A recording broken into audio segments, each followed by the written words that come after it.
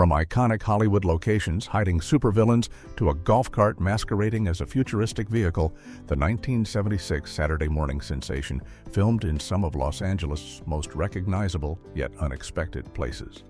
With abandoned theaters, famous observatories, and magic clubs doubling as evil lairs, the budget-conscious production turned Southern California into a campy superhero playground. Here are 15 weird facts you didn't know about Electra Woman and Dyna Girl. To Fact 1. The Griffith Park Tunnel became recycled filler. If you watched every episode of Electra Woman and Dyna Girl back in 1976, you probably noticed something familiar happening over and over again. The same exact shot of the Electra car driving through the Griffith Park Tunnel appeared in nearly every single episode, sometimes multiple times, within the same half-hour show. This wasn't an accident or a creative choice to establish continuity. It was a budget-saving measure that helped the producers pad out their runtime without spending money on new footage. The Sid and Marty Krofft production company was known for working with tight budgets on their Saturday morning shows, and reusing stock footage was one of their favorite tricks to stretch their limited resources. The tunnel sequence became such a reliable piece of filler that fans who binged the series decades later on streaming platforms immediately noticed how often that same drive appeared. While it saved production costs and kept episodes at their required length, it also made the show feel repetitive to viewers who watched multiple episodes in a row.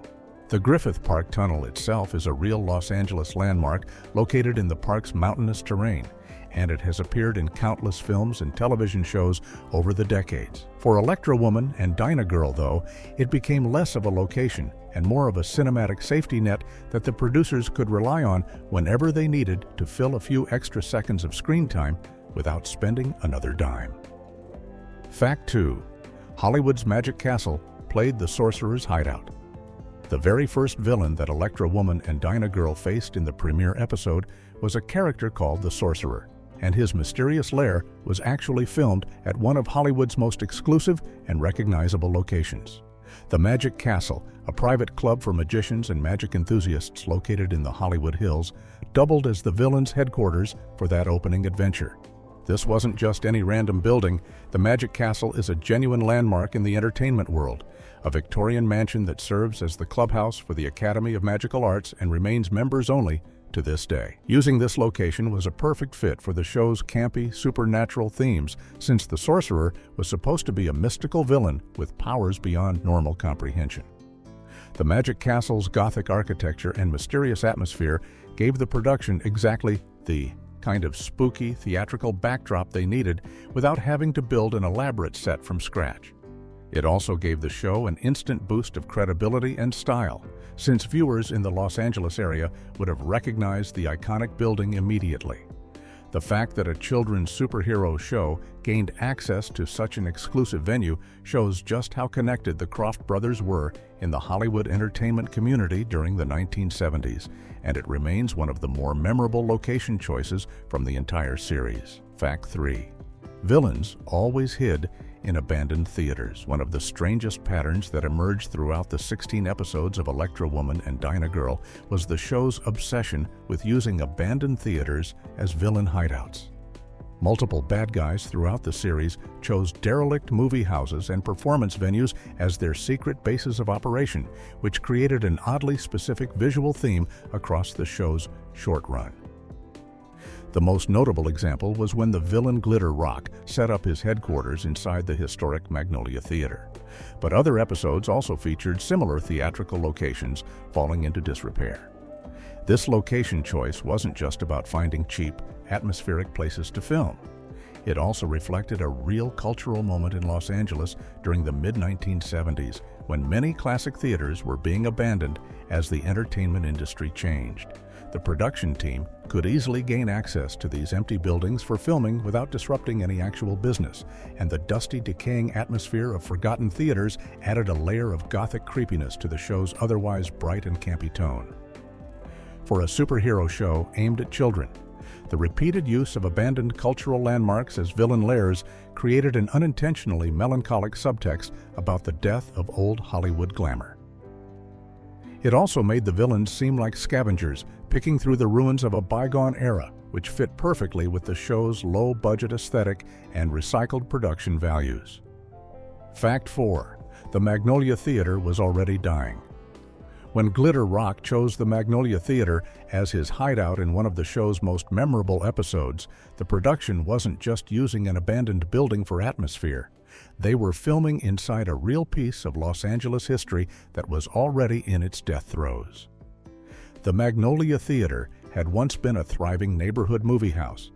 But by the time Electra Woman and Dyna Girl arrived to film in 1976, the building was already struggling financially and barely holding on. Just 3 years after the episode aired, the theater closed its doors permanently in 1979, never to show another film. This means the show accidentally captured a time capsule of a dying entertainment venue, preserving it on television just before it disappeared from Los Angeles entirely. The theater's empty seats, peeling paint, and forgotten grandeur weren't just set dressing created by the production design team. They were the genuine signs of a business that was already failing when the cameras arrived. For modern viewers watching the episode decades later, there's something haunting about seeing a real building that no longer exists, especially knowing that it was already on its way out when it appeared on screen. The Magnolia Theater's brief moment of television immortality came at the very end of its life, making the episode a strange historical document as much as a piece of Saturday morning entertainment. Fact 5. Griffith Observatory hosted an empress. When the producers needed a suitably dramatic and imposing location for the Empress of Evil's headquarters during her 2-part episode, they turned to one of the most iconic landmarks in all of Los Angeles. The Griffith Observatory, perched high in the hills overlooking the city, became the villain's base of operations for that storyline, and it remains one of the most visually striking location choices in the entire series. The observatory is one of those rare buildings that's instantly recognizable even to people who've never been to Los Angeles, having appeared in countless films and television shows since it opened in 1935. Its Art Deco architecture and commanding position above the city made it perfect for a villain who called herself an empress, someone who needed to look down on the world she planned to conquer. Using such a famous public building as a villain's lair also created an interesting subtext. The Empress wasn't hiding in some secret underground bunker, but was boldly occupying a beloved civic institution that thousands of people visited every year. The fact that the production gained permission to film at such a significant cultural landmark speaks to the Croft brothers' connections in Los Angeles and their ability to secure impressive locations despite their limited budget. For fans of the show, the Griffith Observatory episodes remain memorable specifically because the location elevated the production values far beyond what the show normally achieved with its recycled sets and warehouse filming. Fact 6. The same sets were proudly reused. While many television shows try to hide the fact that they're recycling sets and locations to save money, the producers of Electra Woman and Dyna Girl seemed almost proud of how often they reused their limited collection of filming locations.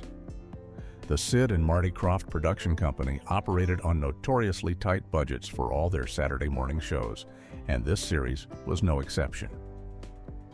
Throughout the 16 episodes, viewers who paid close attention noticed the same villain hideouts, the same empty buildings, and even the same walls and corridors appearing over and over again with only minor redressing to make them look different. Television reviewers at the time specifically commented on how repetitive the show felt because of this constant recycling, noting that the limited sets made it difficult to create a sense of variety or scope in the storytelling. The Electra base itself was essentially one basement set that never changed throughout the entire series, while villain lairs were frequently just the same warehouse space with different props scattered around. This wasn't necessarily unusual for low-budget children's programming in the 1970s, but Electra Woman and Dyna Girl pushed the practice further than most shows dared. The Crofts' willingness to reuse every possible element of production became part of the show's charm in retrospect, giving it a theatrical, almost stage play quality where imagination was supposed to fill in the gaps that the budget couldn't cover. Fact 7. The Electra car was built on a golf cart. The futuristic Electra car that transported Electra Woman and Dyna Girl around the city looked impressive on television with its sleek design and superhero styling, but behind the scenes, it was hiding a much more mundane secret. According to interviews with cast members given years after the show ended, the supposedly high-tech vehicle was actually built on the frame of an ordinary golf cart with a custom body constructed around it. This revelation explains a lot about how the Electra car moved and performed on screen. It never went particularly fast, it stayed on relatively flat surfaces, and it always seemed to handle more like a glorified go-kart than an actual car. The production team didn't have the budget to build or buy a real custom vehicle, so they took the most practical route available and dressed up something that already existed and could be easily controlled on set. Golf carts were cheap, readily available, and simple to operate, making them perfect foundations for a prop vehicle that just needed to look cool rather than actually function as transportation. The custom frame and body panels gave the cart its distinctive superhero appearance. Complete with the show's logo and sleek lines that suggested speed and power, the actual golf cart underneath couldn't deliver. For a low-budget Saturday morning show, this kind of creative problem-solving was essential, and most young viewers in 1976 had no idea they were watching two superheroines cruise around in what was essentially a fancy golf cart with a paint job. Fact 8. George Barris may have designed the Electra car. While official production records don't definitively confirm it, fan researchers and classic car enthusiasts have spent years speculating that the Electra car might have been designed by George Barris, the legendary custom car designer who created the original Batmobile and countless other famous television vehicles. The theory emerged because the Electra car's design bears certain stylistic similarities to Barris's other work from the 1970s. And because the Croft brothers frequently worked with established Hollywood craftspeople to save time and money on their productions. Some researchers believe Barris might have repurposed or modified an existing vehicle from the 1960s, giving it a new shell and updating it for the show rather than building something completely from scratch. Barris's shop in North Hollywood was a major supplier of custom vehicles for television productions during this era, and he had a reputation for being able to create impressive-looking cars on tight budgets by reusing and modifying existing frames and bodies. The fact that the Electra car was built on a golf cart chassis doesn't necessarily contradict this theory, since Barris was known for using whatever base vehicle made the most practical sense for a particular project. Without concrete documentation from the production, though, this remains speculation rather than confirmed fact. What is certain is that whoever designed the Electra car created something that looked appropriately futuristic and heroic for a 1970s superhero show, even if the vehicle underneath couldn't live up to its impressive appearance. Fact 9. The same takeoff shot appeared every episode.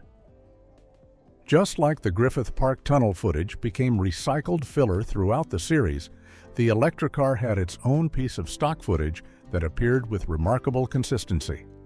Every single episode included the exact same shot of the Electra car launching from the Electra base, speeding down what appeared to be a ramp or tunnel with dramatic lighting and effects meant to make it look fast and exciting. The producers loved this particular sequence so much that they never varied it, never filmed it from different angles, and never created alternate versions for different situations. Whether the heroes were rushing to stop a bank robbery or heading to confront a supervillain at the Griffith Observatory, audiences saw the identical takeoff footage without any changes whatsoever. This kind of repetition was common in low-budget television production during the 1970s, where creating special effects or action sequences was expensive and time-consuming. Once the producers had a shot they liked, they would use it as many times as possible to avoid spending money on filming new material. For Electra Woman and Dyna Girl, the Electra car launch became such a reliable piece of the show's formula that it functioned almost like a transition or commercial break bumper, signaling to viewers that the heroes were on their way to save the day. Modern audiences watching the series on streaming platforms immediately notice this repetition, since binge watching makes it impossible not to see the same shot repeated episode after episode. But for children watching once a week on Saturday mornings in 1976, the repetition was less obvious and perhaps even comforting in its familiarity. Fact 10. Production happened at two major studios. while Electra Woman and Dyna Girl filmed at various locations around Los Angeles for exterior shots and special villain lairs. The actual production work happened primarily at two established Hollywood studios. The majority of filming took place at The Lot on Formosa Avenue in West Hollywood, a historic studio complex that had been home to numerous film and television productions since the silent film era. Additional work was done at Samuel Goldwyn Studios on Santa Monica Boulevard, another legendary facility that provided soundstage and production support for the show. Using established studio facilities gave the production access to professional equipment, soundstage for interior sets like the Electra base, and post-production facilities for editing and adding special effects. The Lot on Formosa Avenue was particularly important to the show's production, serving as the main base of operations where the standing sets were built and where most of the interior scenes were filmed. The studio had a long history in Hollywood and provided exactly the kind of professional environment the Kroft brothers needed to produce their various Saturday morning shows. Samuel Goldwyn Studios offered additional space and resources when needed, allowing the production to expand beyond their primary location without having to travel far or deal with complex logistics. Both studios were within the Hollywood area, making it easy for cast and crew to move between locations when necessary and allowing the production to maintain a consistent schedule despite their limited budget and tight shooting timeline. Fact 11. Frank never left the basement set. One of the most restrictive aspects of the show's production design was how it handled the character of Frank, the technical genius who operated the Electra base and provided support for the heroes. Throughout all 16 episodes, Frank never once left the basement set that served as the heroes' headquarters, making Norman Alden's character completely location-bound for the entire series. This wasn't a creative choice about Frank's personality or his dedication to his work. It was purely a budget decision that kept production simple and contained.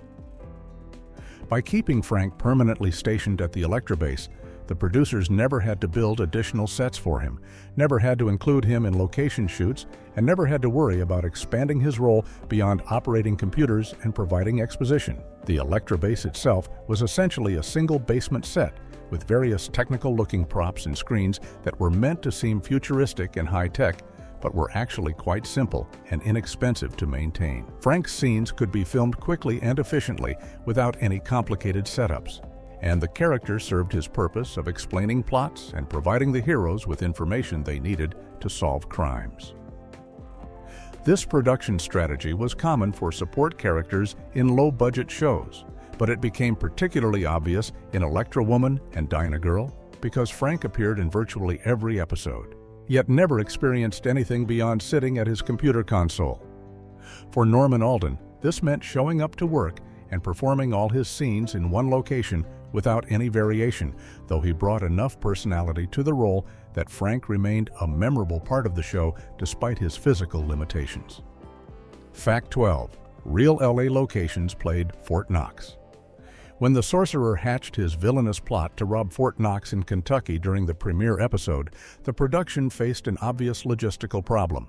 They couldn't actually film at the real Fort Knox, which is a heavily secured United States Army post that doesn't welcome television crews. The solution was typically practical for a low-budget Saturday morning show. They simply used various Los Angeles locations to stand in for the famous military installation and hope that children watching wouldn't notice or care about the geographic impossibility. This kind of location substitution was extremely common in television production during the 1970s, especially for shows aimed at younger audiences who were less likely to demand geographic accuracy. The producers selected buildings and areas around Los Angeles that could pass for military or government facilities with minimal dressing, relying on viewers to accept whatever the show told them they were seeing. Fort Knox is supposed to be in Kentucky, surrounded by military infrastructure and tight security, but in Electra Woman and Dyna Girl, it looks suspiciously like Southern California with palm trees carefully kept out of frame. This wasn't necessarily a failure of production design, so much as a practical acknowledgement that a children's superhero show didn't need to be geographically accurate as long as it told an entertaining story. The Kroft brothers built their entire production philosophy around working within limitations and finding creative solutions that looked good enough on television. and using Los Angeles locations to represent anywhere in the country was just one more example of that approach in action. Fact 13. The Electra base featured budget special effects. The Electra base served as the heroes' high-tech headquarters throughout the series, complete with the CrimeScope computer system and various other futuristic technology that was supposed to give Electra Woman and Dyna Girl an edge in fighting crime. However, all of this impressive-looking equipment relied on extremely simple optical effects and practical props rather than elaborate sets or expensive animation. The CrimeScope, which appeared to be a sophisticated computer display that could track villains and analyze crime scenes, was actually just a television monitor with simple graphics and overlays that could be easily created using basic video effects available in any 1970s television studio. Other technology in the Electra base followed the same principle: buttons that lit up, screens that displayed basic information, and equipment that looked futuristic but was actually just standard props dressed up to appear more advanced than they really were. This kind of budget-conscious production design was essential for keeping the show affordable, since creating genuinely sophisticated special effects would have consumed resources that the Croft brothers simply didn't have available. The practical approach also meant that effects could be created quickly and reliably without requiring extensive post-production work or specialized equipment. For viewers in 1976, these simple effects were perfectly acceptable and even impressive, since home computers were rare, and most children had no real frame of reference for what advanced technology should actually look like. The Electra base succeeded in creating the illusion of a high-tech superhero headquarters without spending money the production didn't have. Fact 14. Norman Alden voiced Aquaman from the same studio. While Norman Alden was busy playing Frank in the basement Electra base set for Electra Woman and Dyna Girl, he was simultaneously working on another superhero project at the same production facilities. Alden provided the voice of Aquaman for the animated series Super Friends, which was being produced around the same time and used some of the same studio spaces in the Los Angeles area. This kind of overlap was common in Hollywood voice acting during the 1970s, where talented performers would move between different projects at the same studios, sometimes recording for multiple shows on the same day.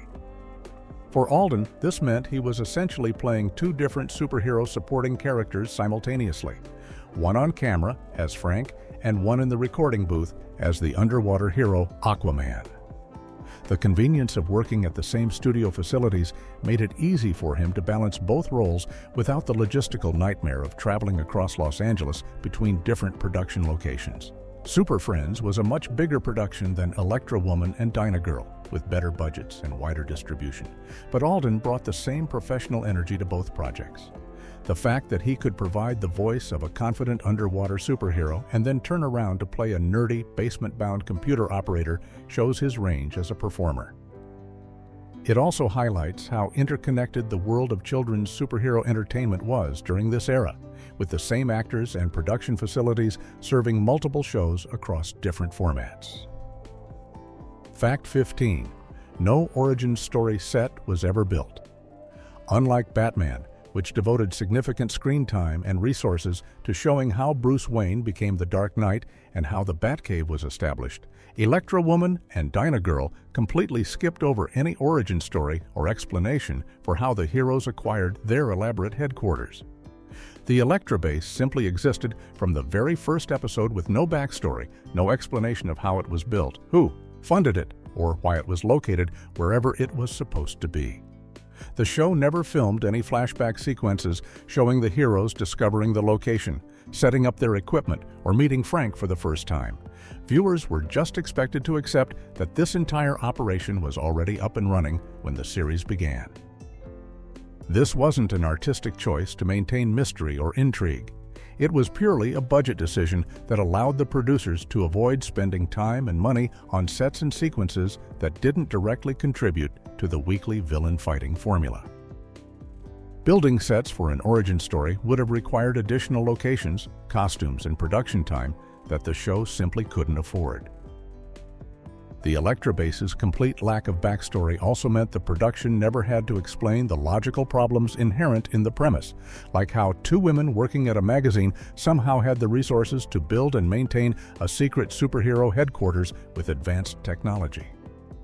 By skipping the origin entirely, the show avoided questions it couldn't answer and moved straight into the action, leaving the Electra base as one more unexplained element in a series that prioritized fun over logical consistency.